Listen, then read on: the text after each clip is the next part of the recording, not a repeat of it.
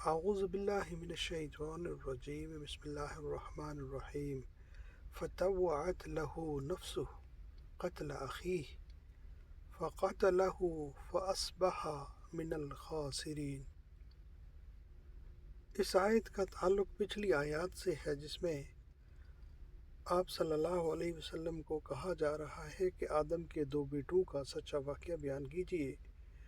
جب ان دونوں نے اللہ کے حضور قربانی پیش کی تو ان میں سے ایک کی قربانی تو قبول ہو گئی اور دوسرے کی نہ ہوئی۔ دوسرے نے پہلے سے کہا میں ضرور تمہیں مار دوں گا۔ پہلے نے جواب دیا اس میں میرا کیا قصور ہے، اللہ تو صرف پرہیزگاروں کی قربانی قبول کرتا ہے۔ اگر تو مجھے مار دینے کے لیے میری طرف اپنا ہاتھ بڑھائے گا تو بھی میں تجھے قتل کرنے کے لیے اپنا ہاتھ نہیں بڑھاؤں گا۔ میں تو اللہ رب العالمین سے ڈرتا ہوں۔ میں چاہتا ہوں کہ تو میرا اور اپنا گناہ سب کچھ سمیٹ لے اور اہل دوزخ سے ہو جائے، اور ظالم لوگوں کی یہی سزا ہے۔ بالآخر دوسرے کو اس کے نفس نے اپنے بھائی کے قتل پر آمادہ کر ہی لیا، چنانچہ اسے مار ڈالا اور نقصان اٹھانے والوں میں سے ہو گیا۔ اب اگلی آیت میں کوے کا ذکر ہے جس میں پھر اللہ تعالیٰ نے ایک کوہ بھیجا جو زمین کو کورید رہا تھا تاکہ اس قاتل کو دکھائے کہ وہ اپنے بھائی کی لاش کیسے چھپا سکتا ہے۔ کوے کو دیکھ کر وہ کہنے لگا افسوس، میں تو اس کوے سے بھی زیادہ گیا گزرا ہوں کہ اپنے بھائی کی لاش کو چھپا سکتا۔ ازاں بعد وہ اپنے کیے پر نادم ہوا۔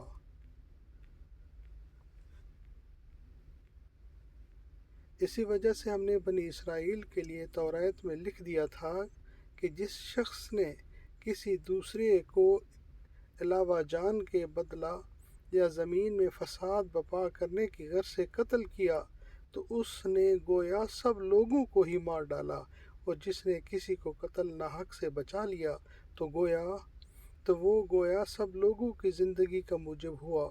اور ان کے پاس ہمارے رسول واضح دلائل لے کر آتے رہے، پھر بھی ان میں سے اکثر لوگ زمین میں زیادتیاں کرنے والے ہیں۔